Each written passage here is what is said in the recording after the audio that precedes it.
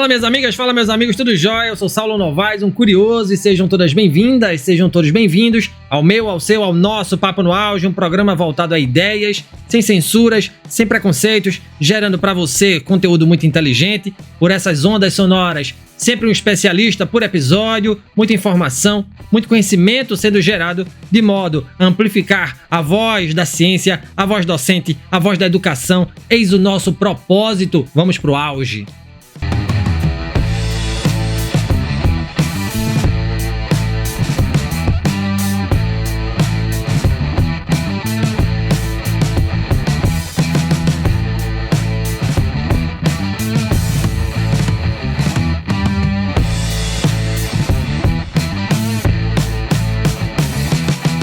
A transfobia nos espaços de ensino é uma realidade que afeta tanto estudantes quanto profissionais trans, resultando em exclusão, discriminação e violência. Essa prática compromete a qualidade da educação e cria um ambiente hostil que impede o pleno desenvolvimento e participação de pessoas trans. Instituições de ensino, muitas vezes, não adotam políticas inclusivas, perpetuando preconceitos e desinformação. E o que fazer para combater tanta discriminação? E o que dizem as instituições de ensino ao retirarem docentes trans dos espaços pedagógicos? As respostas serão dadas pela professora M. Virgínia, primeira docente trans do Instituto Federal do Ceará. A professora M é licenciada em língua portuguesa pela Universidade Estadual do Ceará, é mestra em estudos do discurso pela Universidade Estadual do Rio Grande do Norte e desde 2016 é professora efetiva do Instituto Federal do Ceará. Vamos falar sobre língua, discurso, docência e ativismo político. Professora M, que prazer ter você aqui no nosso podcast. Gratidão por sua presença. De imediato, é uma pergunta que eu faço a todos os nossos convidados e convidadas. Pergunto, por que ser professora? Quando é que começa a sua jornada pelas letras? Seja bem-vinda aqui ao Papo no Áudio, professora. Oi, Saulo, eu que agradeço imensamente pela oportunidade de falar. Eu acho que antes de ser professora, antes de ter consciência de que eu tinha uma convicção para a docência, de que eu tinha uma certa predisposição para a docência, eu me encontrei com a literatura. Então, meu encontro com a literatura é anterior ao encontro com a docência. Então, eu vivi a minha infância, a adolescência e boa parte da juventude na década de 90, começo dos anos 2000. Era uma década em que a violência LGBTfóbica, ela era muito mais constante. Aliás, ela era muito mais constante, não, ela era rotineira, cotidiana. Então, assim que eu tomei consciência daquilo que eu era e da discrepância que eu tinha em relação ao meu corpo, em relação à minha identidade, a expectativa de gênero que me cobravam, logo eu percebi que a escola era um lugar muito nocivo para mim. Então, a violência LGBTfóbica, ela era cotidiana, diária. Eu fui uma criança viada e fui uma adolescente afeminada. Então, era impossível não perceber que a minha presença era uma presença LGBT e era uma presença rejeitada. Então, a experiência, quando eu chego na escola aos 7 anos, mas ainda na parte do ensino fundamental, não, mas a partir do Fundamental 2, quando eu passo a tomar consciência disso, eu percebo a escola um lugar extremamente agressivo para pessoas como eu. Não só a escola, mas os espaços públicos, né, e também dentro da própria família, né. Então, me torno uma adolescente muito introspectiva, muito triste com a vida. Eu logo tive uma consciência da vida, como diria aquele poema do Fernando Pessoa, muito cedo, por trás dos olhos, eu me vi vendo, e aí se obscureceu o sol, o verde das árvores se tornou velho e as flores murcharam antes de aparecidas. Parafraseando aqui um poema do Fernando Pessoa. Então, muito cedo eu tomei consciência de que a vida era um negócio que seria muito difícil para mim, tanto do ponto de vista da escassez material, porque eu nasci numa família pobre, quanto do ponto de vista da escassez existencial. Eu sabia que a minha existência ela seria tolhida o tempo inteiro, e foi tolhida o tempo inteiro, recortada o tempo inteiro. E aí o analgésico para tudo isso foi um encontro com a biblioteca. A biblioteca era um lugar muito pulsante para mim, era um lugar que me impressionava, porque eu nunca tinha visto biblioteca. Eu vivi até os 7 anos numa comunidade rural, depois a gente foi para a cidade morar de aluguel, minha mãe foi trabalhar de empregada doméstica, um subemprego sem CLT, ganhando menos de um salário mínimo, trabalhando de segunda a sábado de 6 às 6, lavando roupa, fazendo comida, cuidando de criança. Então, era uma experiência de escassez mesmo. Mas e a biblioteca da escola era um lugar que me impressionava. Eu via aquele monte de livros e imaginava o que é isso? Era um lugar diferente para mim. Eu comecei a chafurdar a biblioteca e encontrar coisas que funcionavam como um modo de eu esquecer a vida. Então a literatura ela foi mesmo analgésica. Eu tive ideação suicida boa parte da minha adolescência, então eu tinha muita vontade de não existir, de morrer. E quando eu entrava nas histórias que lia, eu esquecia muito que estava viva, porque eu passava a viver aquelas histórias, né? E eu lia coisas muito diversas, assim. Eu lia teatro porque eu adorava os diálogos. Para mim era uma coisa muito mais fluida. Então eu li Guarnieri ainda quando eu estava no ensino médio. Eu li Paulo Pontes, que também escreve teatro, junto com Chico Buarque. Eu li Boal. Então eu lia muito teatro, lia muito regionalismo de 30 do Nordeste, porque sou sertaneja, adoro sertão, né? Então li José Lins do Rego, Graciliano Ramos, a própria Raquel. Então, aquele espaço para mim era um espaço de.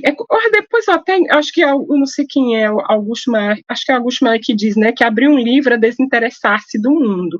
Então a literatura para mim era minha forma de desinteressar-me do mundo, que era muito cruel. Então quando eu terminei o ensino médio em 2005, não havia muitas oportunidades para pessoas como eu, né? Não só como eu, uma pessoa como eu, que eu digo, uma pessoa pobre em 2005 e uma pessoa LGBT. Então, na cidade próxima onde eu morava, na cidade vizinha, que ficava a 9 quilômetros, tinha um campus da Universidade Estadual do Ceará e só tinha cursos de licenciatura, né? E a prefeitura da cidade onde eu morava, ela oferecia o transporte noturno para que os estudantes que iam fazer faculdade na cidade vizinha, que era Limoeiro, pudessem ir. Então, eu fiz vestibular e, de início, logo eu escolhi que seria letras por causa da paixão pela literatura, né? Mas, quando eu entro no curso de letras, eu descubro uma outra coisa, que é,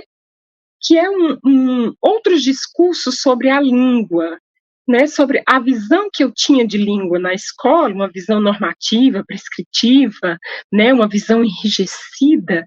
Eu entro na graduação e logo no segundo semestre, quando eu faço a disciplina de sociolinguística, eu me encontro com aquilo e vejo que a língua da minha avó e a língua dos meus tios, a língua dos sertanejos, que eu tenho uma afeição enorme, era uma língua legítima, cheia de inteligência, cheia de economia, de coisas. Então eu me apaixono por essa outra possibilidade de estudar a língua. Essa paixão ela se desenvolve quando eu faço pragmática e depois quando eu faço análise de discurso e vejo que a língua é muito mais do que um conjunto de regras. Com a língua você faz coisas, você cria coisas, e eu me apaixono por essa área da linguística e acabo não indo, por exemplo, para pesquisa na área de literatura, né? Mas, ao mesmo tempo, em que eu estava lá, que eu continuava com uma experiência estética da literatura, eu estava interessada em estudar a língua e perceber a língua a partir de outras visões. Então, meu encontro com a docência, ser professora, em parte, como, como já escutei, a parte da vida é a gente que faz, a outra parte é o que ela faz da gente, né? Então, eu não tinha muita perspectiva de outras. Eu fiz a licenciatura porque era o que tinha ali próximo, mas eu também não sabia o que eu queria fazer efetivamente, né? Na verdade, se eu pudesse fazer alguma coisa naquele momento, eu só gostaria de estar próxima aos livros enfim, isso não era não era possível, apenas estar lendo. Então, minha paixão pela literatura e pela a linguagem, ela vem antes da docência. Eu me formo docente no percurso da graduação e aquilo que fiz fora da graduação durante o período em que cursei. Os livros salvam vidas, né? Livros salvam vidas, salvou a sua, salvou a minha e salva a de tantos outros, né? Que bacana, professora, que depoimento. Obrigado por essa primeira fala, tá? Dando prosseguimento aqui, a partir das suas perspectivas, da sua história, né, das suas lutas, dos seus sonhos, dos seus livros, dos seus diálogos vivenciados, professora Amy. O que é educar? O que é educação? O que significa ser a primeira docente trans do Instituto Federal do Ceará?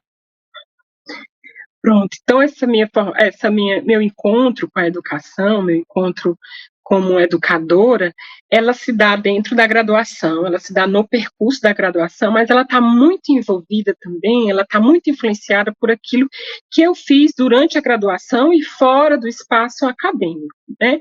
Então, assim que eu entro na graduação em 2006, né? Então era um momento em que o Ministério da Cultura e as políticas de cultura, elas cresciam muito no Brasil, né? Havia sobretudo a partir do momento em que o Gilberto Gil assumiu o Ministério da Cultura lá no primeiro governo Lula, houve um empenho enorme de fazer um Ministério da Cultura forte, né? E aí, logo eu me engajo em editais, né? Editais de seleção de projetos culturais. Porque, bem, na própria escola, quando eu estava na escola e que encontrei outras pessoas LGBT na escola, a gente encontrava no teatro um lugar muito confortável para a gente, porque era um lugar onde a gente podia ser quem a gente quisesse, né? E eu tinha um interesse muito grande por arte, pela cultura em geral. Então, ao longo da graduação, dos 5 anos de graduação, eu inscrevi e fui aprovada em diversos editais de seleção de projetos culturais, alguns da Secretaria Estadual de Cultura do meu estado, que é uma secretaria muito forte, e alguns do Ministério da Cultura. Então, por exemplo, eu desenvolvi um projeto de cineclube numa comunidade rural da cidade onde eu morava, que era um projeto de cineclube voltado para o cinema, em parceria com a Cinemateca Brasileira, era um projeto que tinha parceria com a Cinemateca Brasileira e com a Secretaria do Audiovisual.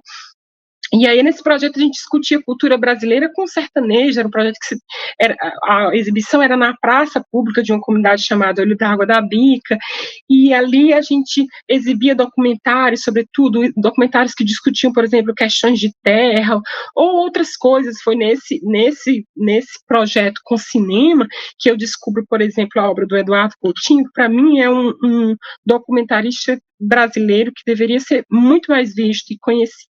Mas executo também outros projetos, também em comunidades rurais, um projeto de difusão cultural da literatura de Patativa do Assaré, que é um projeto que eu trabalho com adolescentes, de uma outra comunidade rural lá do meu município, que era uma comunidade chamada Barrinha, numa associação chamada Cafeb, eles tinham um ponto de cultura, e aí eu escrevi um projeto, e esse projeto era voltado para a literatura do Patativa, e trabalhei um tempo lá, né? Eu também trabalhei numa outra comunidade, fazendo documentação audiovisual, era um outro projeto que eu escrevi, de uma romaria que havia nessa comunidade, era uma romaria de Nossa Senhora da Saúde, e aí eu estava muito interessada naquilo, já estudando discurso na graduação, e estava interessada em saber como era que aquela comunidade, aquela romaria, discursivizava a saúde, como é que ela construía, né, as semioses da saúde dessa comunidade. Então, durante a graduação, trabalhei muito com ação cultural, e isso acho que está muito, muito voltado ao que eu entendo por educação. Eu acho que a gente tem, e não critico, não é uma crítica, mas eu gosto de dizer que eu sou professora, ponto final. Eu não sou professora pesquisadora, eu não vejo nenhum problema nisso, mas eu sou professora, ponto final.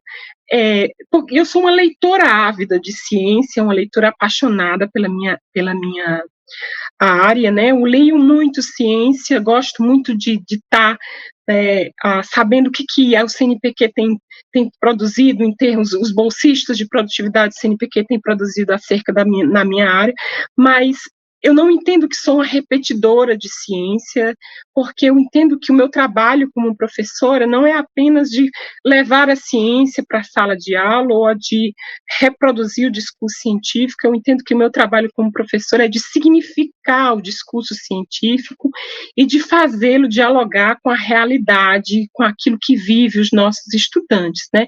Então, eu entendo que o processo educativo ele é muito um processo de escuta. Então, eu sou uma pessoa de escuta constante daquilo que é e do que traz os estudantes para a sala de aula, né? Então, esse trabalho que é um trabalho meio etnológico, assim, sou muito interessada na cultura dos estudantes, no que eles veem, no que eles vivem, nas histórias que eles trazem, porque entendo que o meu papel como professora é o papel de, compreendendo a cultura dos estudantes e aquilo que para eles é importante, eu fazer com que o discurso científico e a produção científica dialogue com essa cultura. Então, quando eu digo que sou professora ponta, é porque entendo que esse trabalho de ser professora não é um trabalho apenas de ler e divulgar ciência.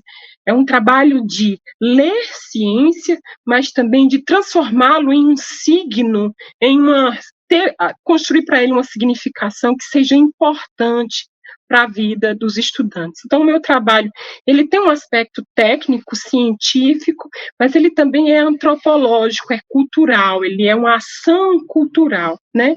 Então, e também é uma ação poética, porque eu não posso me desvincular de que educar é uma ação de sentimento.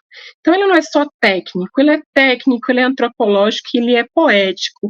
E quando eu digo poética, é no sentido mesmo de que as histórias que os estudantes trazem, a sua vivência, é uma vivência subjetiva, carregada por emoção. Então, a forma como eu entendo a educação, ela está muito vinculada a isso, porque eu trabalhei muito tempo com ação cultural durante toda a minha graduação, né? Então, eu estava na academia lendo discurso científico, mas ao mesmo tempo eu estava nas comunidades rurais com as pessoas, conhecendo um pouco do que era a vida delas. Portanto, por exemplo, quando eu trabalhei com um projeto de difusão cultural da literatura do Patativa do Assaré, eu também trabalhei com conceitos de sociolinguística que eu estava tendo acesso lá na academia, mas não se tratava apenas de transpor o conceito para essa comunidade, tratava-se de traduzir, de significá-lo a partir dos valores que constituem a cultura daquela gente com a qual eu queria dialogar. Então, para mim, a educação é um processo, é uma ação cultural, né? Científica e também cultural. Muito bom, professora, muito bom, arretado. Ô, prof, vou retomar a pergunta, uma das perguntas anteriores, né? O que é que significa ser a primeira docente trans do Instituto Federal do Ceará? E, complementando, quais são os maiores desafios enfrentados por pessoas trans e travestis no processo de educar, seja em escolas, seja em qualquer outro ambiente educacional? De que maneira universidades, institutos federais e escolas são ambientes hostis para essas pessoas, né? O que é que dizem as instituições de ensino ao retirarem pessoas trans dos espaços de docência? Você, inclusive, foi demitida do Instituto Federal do Ceará e teve seu retorno homologado via Controladoria Geral da União, um caso típico de transfobia, né, prof? Sim. E vamos falar sobre isso, né? Assim, eu sinto que a minha presença, a minha mera presença, mesmo que eu não diga nada, apenas que eu atravesse os corredores do campus onde trabalho, ela é uma presença pulsante, né? Ou seja, historicamente, o espaço destinado às pessoas trans era o espaço da rua e o espaço noturno, ou seja, era um espaço invisível, né? Porque é um espaço escuro. E quando pessoas trans ocupam e atravessam outros espaços, a gente anuncia com muito mais força a nossa existência, né? Então, eu sinto um misto de emoções quando estou no campus, né? Porque anuncio a minha existência e o próprio anúncio da minha existência, ela é ele é muito, esse anúncio é muito político, né? Então, não basta nem que eu fique calada, nem que eu não abra a boca, a minha presença ali é uma presença muito pulsante, porque ela anuncia a existência de pessoas que historicamente foram destinadas à invisibilidade, à ridicularização, à demonização e diversas outras coisas negativas. Então, ser a primeira professora trans do IFCE é um passo importante, mas ele não é o passo fundamental, no sentido de que eu não acho que a minha presença seja algo histórico. Eu padeço ainda de muita solidão, no sentido de que eu gostaria, sim, de trabalhar com muito mais pessoas trans e de ter outros colegas trans na mesma instituição onde trabalho, e sinto que é ainda desafiador manter e trazer as pessoas trans para dentro do espaço acadêmico, porque logo elas se encontram em desamparo familiar, elas são expulsas de casa, elas são rejeitadas, e isso compromete muito a vida e o percurso dessas meninas, porque elas também não vão encontrar uma rede estatal de proteção, né? Então, essas meninas, quando chegam ao espaço acadêmico, elas têm dificuldade mesmo de se manter, de comer, de estar lá, né? E, portanto, ainda é um espaço desafiador, ainda há muitas coisas a se fazer, porque a gente não pode se perder no paradoxo da representatividade, ou seja, não é porque eu estou lá no IFCE que existe uma pessoa trans que isso signifique que agora as meninas trans estão num momento muito, muito produtivo, muito feliz, que agora, não me engano no sentido de dizer, olha, mas você não está aí, então que significa que agora não tem mais transfobia. Não, na verdade não significa isso. A representação, meu lugar lá de representação é uma semente, é uma mensagem alvissareira, uma mensagem que diz, olha, é possível. Portanto, as meninas trans têm que estar em todos os espaços mesmo, né? Bem, a minha presença no Instituto Federal, como presença pulsante, o fato é que existe uma transfobia dentro das instituições, mas essa transfobia hoje, ela não se manifesta apenas a partir da injúria LGBTfóbica, né? Ela não se manifesta mais com palavras, né? Até porque isso é criminalizado hoje, né? Então, na verdade, eu creio muito mais. Ora, eu sei, os meus colegas que estão lá e os outros colegas, eu sei que eu tenho muito menos aliados do que suponho ter, né? Mas por que eu digo isso? É porque eu sei onde estavam boa parte dos meus colegas na década de 90 e no começo dos anos 2000, onde a prática LGBTfóbica ela era muito comum. Então eu não duvido, eu não tenho nenhum sentimento de ilusão de que meus colegas já não praticaram LGBTfobia quando tinham oportunidade, quando isso não era criminalizado, né? Ou seja, essa geração, minha geração de 35, 40 ou mais, essa geração é uma geração que já foi LGBTfóbica, são LGBTfóbicos redimidos, vamos dizer assim, né? Eles não foram educados quando crianças, para não serem LGBTfóbicos, né? E se a gente parafrasear aquele ditado africano, né? Para educar uma criança é preciso uma aldeia inteira. Para educar um adulto, outro agora são palavras minhas, talvez seja necessário um código penal inteiro, né? Então, a LGBTfobia, ela já não é praticada enquanto injúria, mas ela existe, silenciosa, aguardando o momento certo de atacar, né? Então, foi isso que aconteceu no meu caso. Ele não teria sido demitida se eu fosse uma pessoa cisgênero e uma pessoa hétero. Isso não teria sido um caso de demissão, com certeza não teria. Veja, um paralelo muito interessante que tem acontecido aconteceu ontem, né? O STF estava julgando a questão da quantidade de maconha que diferencia traficante e usuário. Mas a verdade é que o STF não estava julgando isso. Ele estava julgando racismo. Porque não era sobre isso. Os dados mostram que um negro pobre, favelado, quando é encontrado com 15 gramas de maconha, ele é classificado, ele é enquadrado como traficante. Quando um branco, hétero, né, morador de um bairro de elite, ele é encontrado para ser enquadrado como traficante, ele precisa ser encontrado com 60, 55 gramas de maconha, ou seja, 3 vezes mais. Então, na verdade, o que o STF estava julgando é se a polícia e os juízes podem praticar racismo. Era sobre isso. Então, a polícia diz, não, eu tenho elementos para dizer que a quantidade de maconha é do mesmo caso, é o meu caso. Então, eu tenho elementos para demiti-la, mas esse elemento que tinha para me demitir, ele não seria utilizado se eu não fosse uma pessoa trans. Então, é uma outra forma de praticar racismo e de praticar LGBTfobia, né? Uma forma disfarçada que se esconde. Só para a nossa audiência ficar ciente, como foi esse processo de demissão e o motivo pelo qual você foi levada a ser demitida, uma professora concursada, efetiva, de uma instituição federal de ensino?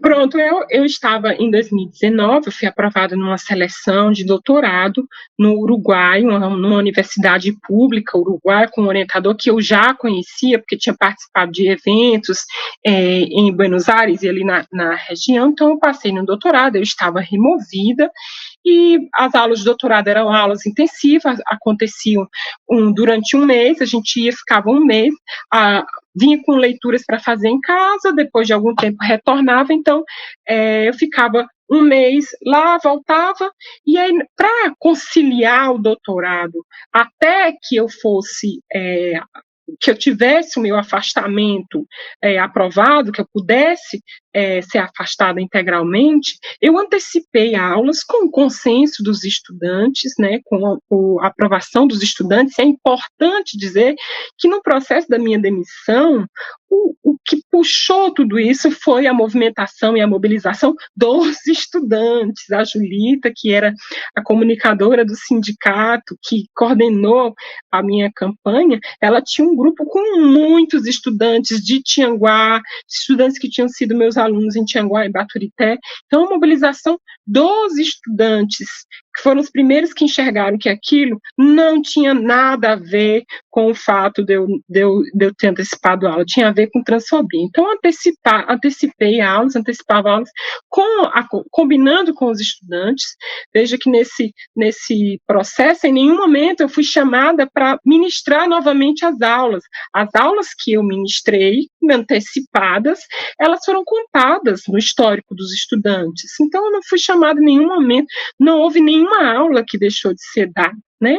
Então, por conta dessa antecipação de aulas, né, eles entenderam que os meus períodos de ausência, quando eu estava cursando disciplina no doutorado, eram períodos de falta, mesmo que eu já tivesse antecipado as aulas, né? Então, eles fizeram uma interpretação forçada de que aquilo deveria ser encarado como falta, né? Então, uma razão da minha demissão a razão era inassiduidade, né?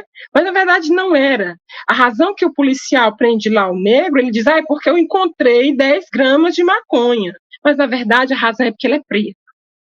Então, a razão que eu estou demitida é porque ela faltou, eu considerei como falta. Mas a verdade é que você está me demitindo porque eu sou uma pessoa LGBT. Né? Então, encontra outras formas, é um processo que tão arbitrário, tão estranho, tão esdrúxulo, que em 2 meses a CGU reconheceu que ali não havia elementos para ser considerado inassiduidade, ou seja, uma decisão tão rápida que revela o interesse, que revela uma vontade muito intensa de me excluir, de não me ter, né? E eu entendo que essa vontade ela nos revela uma coisa que é a seguinte: as instituições de ensino, as instituições educadoras, né, elas são talvez muito mais instituições educadas do que educadoras, ou seja, de que talvez as instituições de ensino sejam muito parecidas com o que é a sociedade brasileira, né?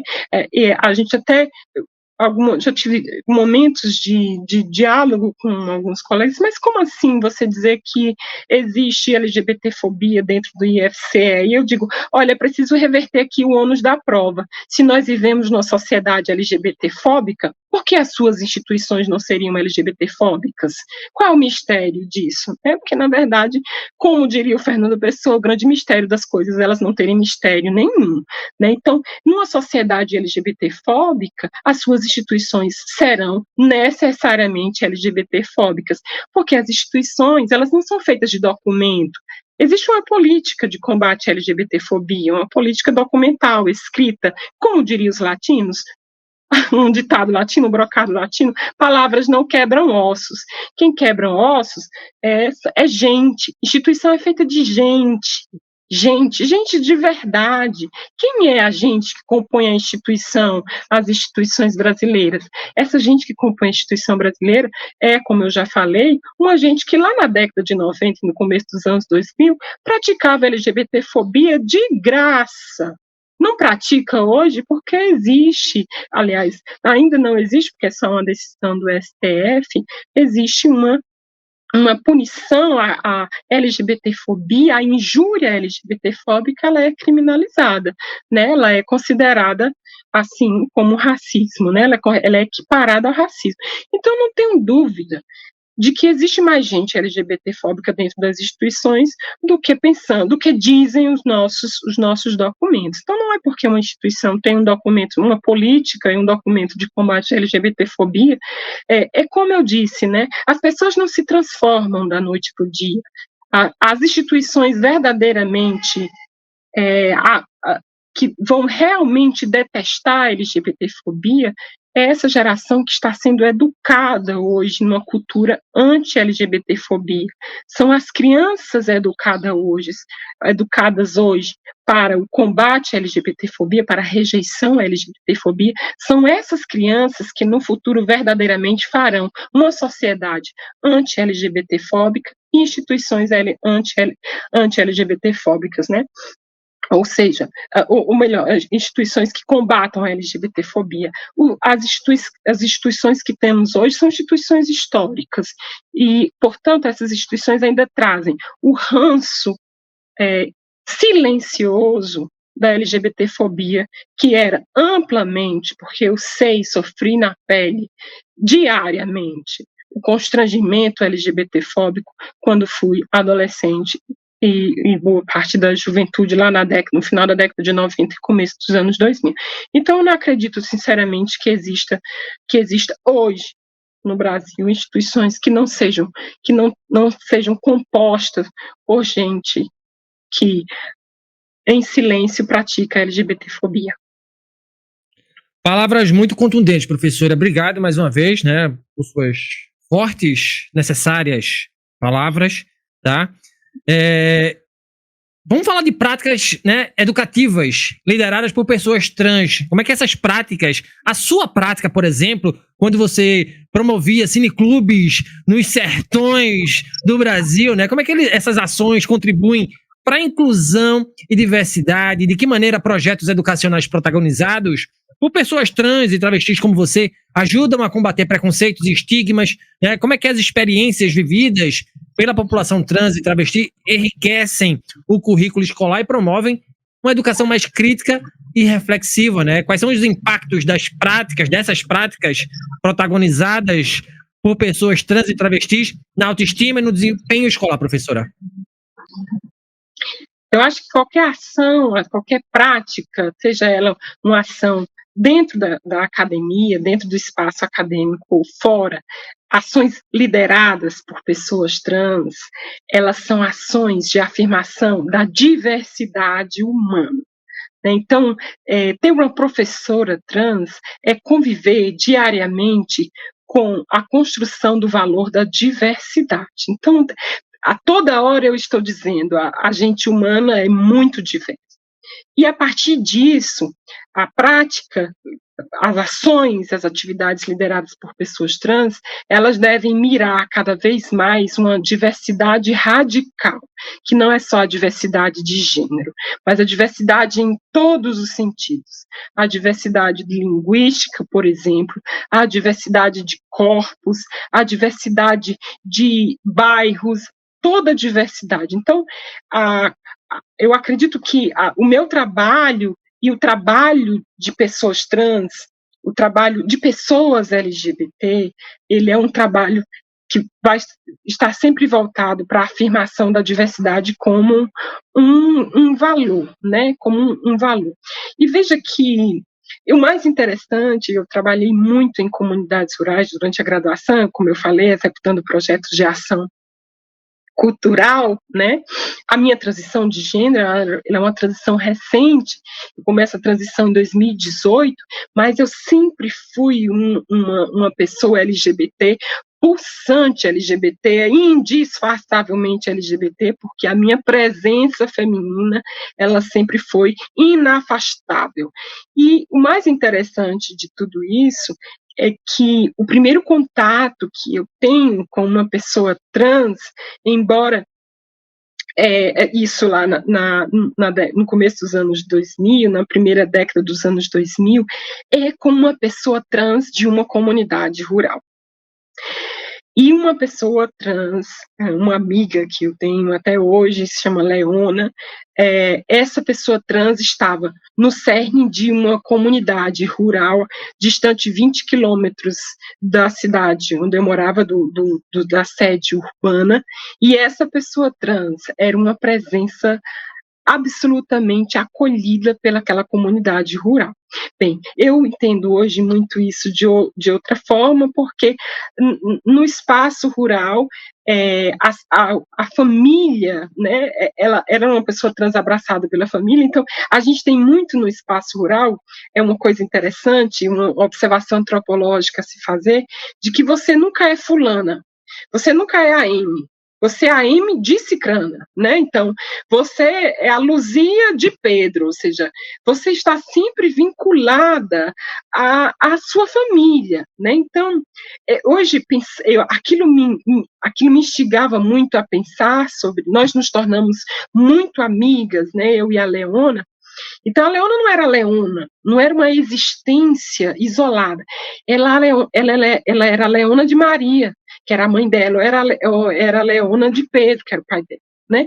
Então, as pessoas tinham uma relação muito amável com a Leona, ela era muito respeitada, uma pessoa de mobilização comunitária muito forte, porque ela tinha um amparo familiar.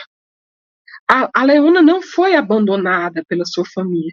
E o mais interessante de tudo isso é que os pais da Leona são sertanejos, agricultores, não escolarizados, que nunca estiveram na escola, mas que possuem uma inteligência humana incrível e que compreendem talvez muito mais a expressão humana como diversidade do que muita gente. Então a Leona não foi abandonada pela sua família e por isso ela era muito acolhida pela sua comunidade, porque desrespeitar a Leona significava desrespeitar a família dela. Né? Você não desrespeita a Leona, você desrespeita a Leona de Maria dos Anjos, que era a mãe dela, né?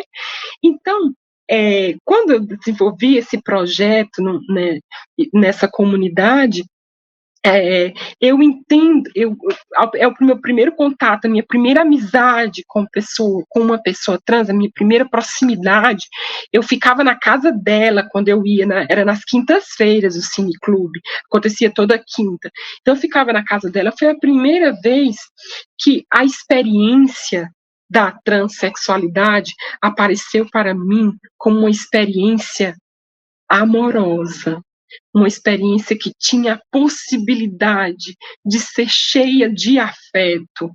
Foi quando eu percebi que, efetivamente, que na verdade não havia nenhum problema com os meus desejos de ser uma mulher com o meu desejo de expressar a feminilidade, aquilo que eu era. O problema realmente era em outro lugar, muito fora de mim, né? E aí, essa expressão, essa ocupação, esse estar nessa comunidade em que a Leona era acolhida, ela significava para mim que não era algo impossível, né? E aí, voltando a falar que a Leona estava comigo também no projeto do Cineclube, eu ficava na casa dela, né? Era a gente que ia para a praça, que montava o data show, que montava o sistema de som, a gente tinha outros jovens da comunidade trabalhando nisso também. E aí, para concluir, né, quando esse projeto é liderado por pessoas LGBT, a gente diz que a gente afirma a diversidade humana e afirma que as pessoas LGBT, elas são absolutamente conectadas e que não existe nada de errado com elas, né?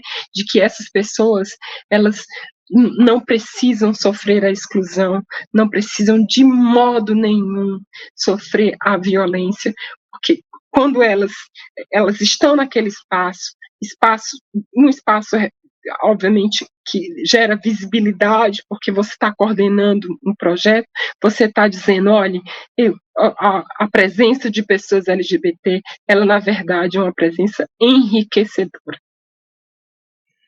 É a sabedoria gritante da sertaneja M. Virgínia, né? Que maravilha, que maravilha, que maravilha, professora. Veja, vamos falar de política pública, né? Na sua visão, de que forma políticas públicas de educação elas podem ser reformuladas para garantir direitos e equidade para estudantes trans e travestis, para que as escolas e instituições não sejam mais hostis a essa comunidade, professora, a essas pessoas?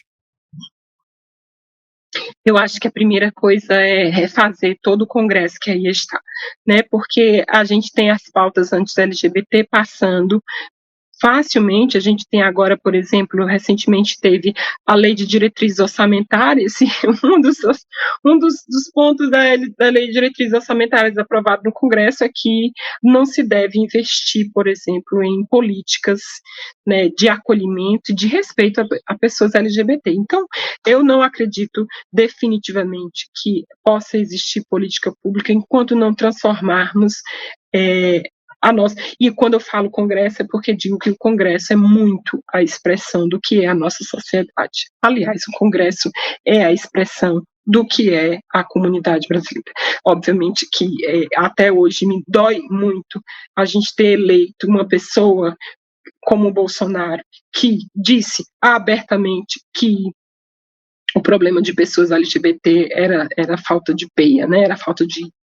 Ou seja, nós elegemos essa pessoa, eu tenho uma decepção enorme, maior ainda com a sociedade brasileira por ter eleito alguém tão tosco e que disse coisas tão ferozes em relação à comunidade LGBT.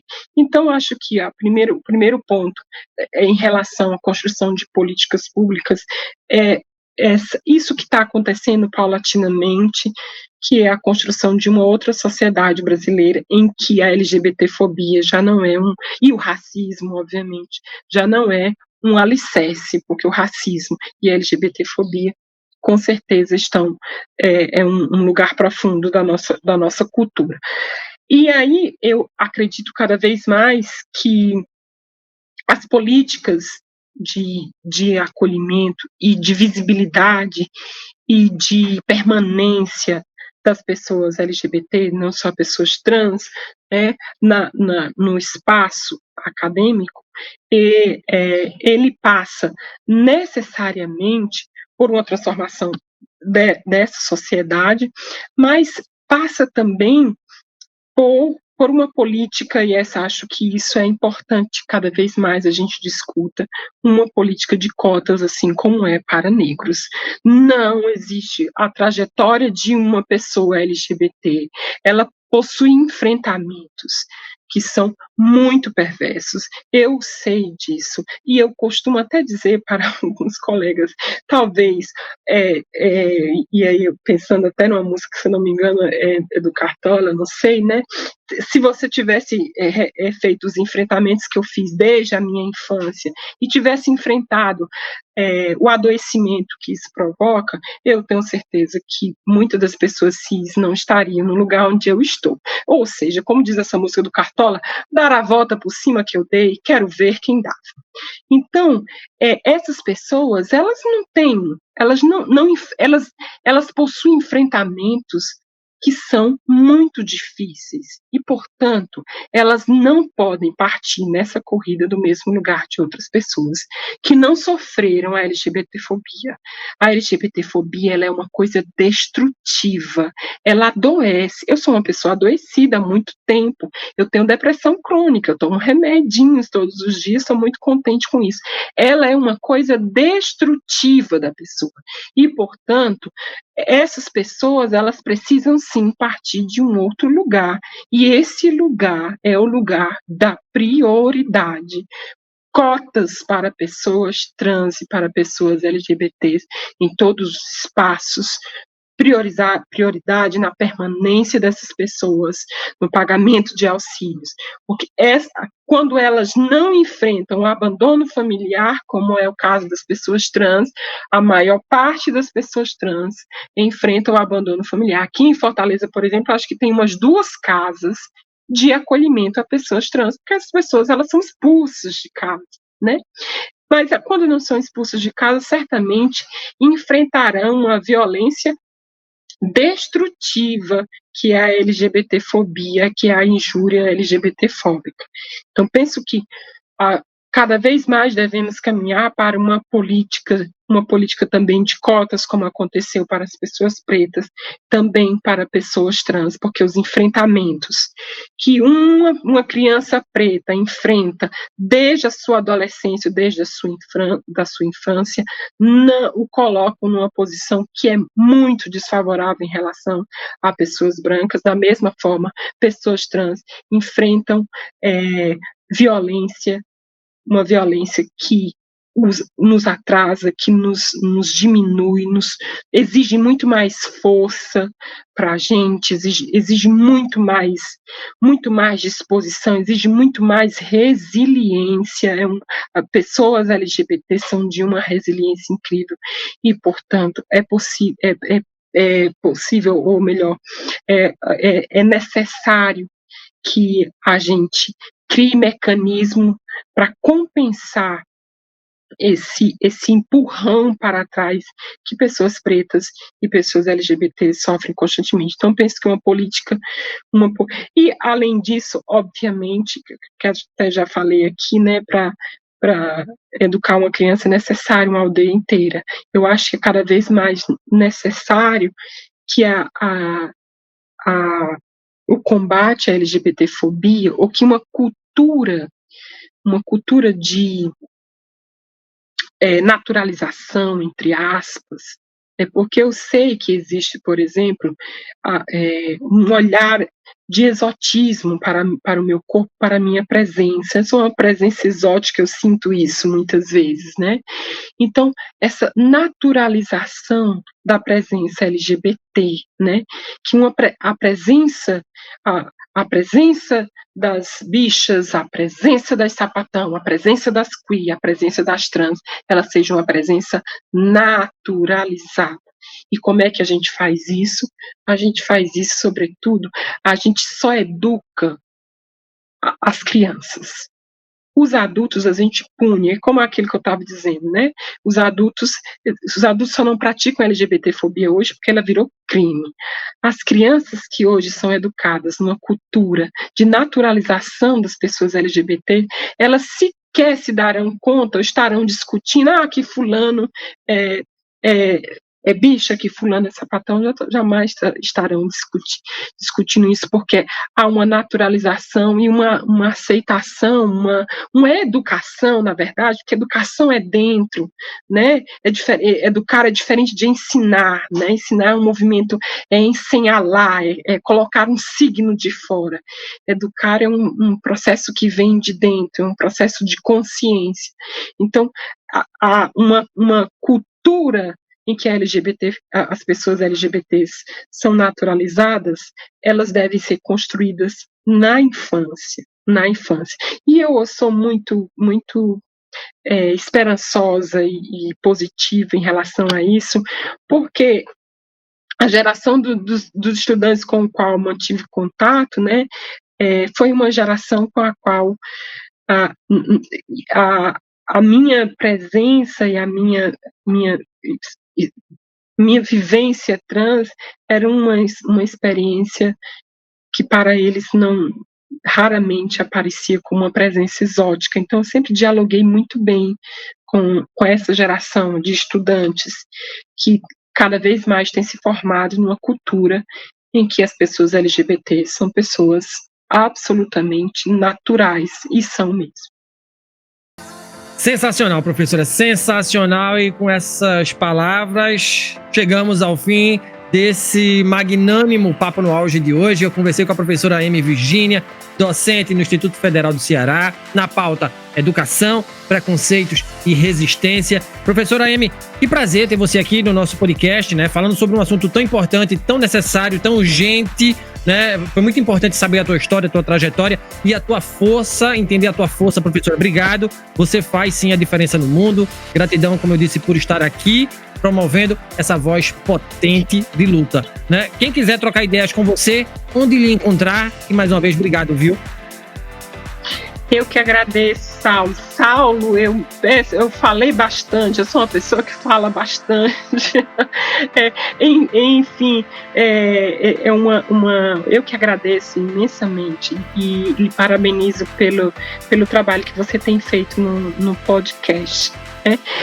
Eu tenho um Instagram, que é o Instagram EMY Virgínia, mas eu devo confessar que eu desapareço muitas vezes do Instagram, porque desapareço no sentido de que eu às vezes passo um tempinho sem olhar. Eu sou uma pessoa hoje muito mais satisfeita, no sentido de que eu gosto muito de lentidão, gosto muito de afeto caseiro, então às vezes eu me afasto mesmo do Instagram, mas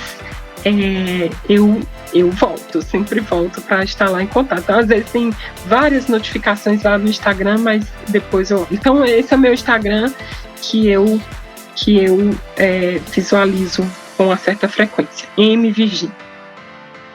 Professora, obrigado, viu, de verdade. Satisfação imensa conhecer você. Espero que a gente volte a se falar mais vezes futuramente. Quem sabe, projetos futuros. Já visualizei um monte de coisa aqui, inclusive. Tá certo? Bom, de fato, de pronto, prof. Obrigado de verdade, tá? Eu que agradeço, meu querido. Tudo de bom, muito sucesso. Estamos aí para outros projetos. Com valeu. Aqui. Coisa boa. Um episódio poético, sem sombra de dúvida. Obrigado, viu, prof? Valeu. Um beijo.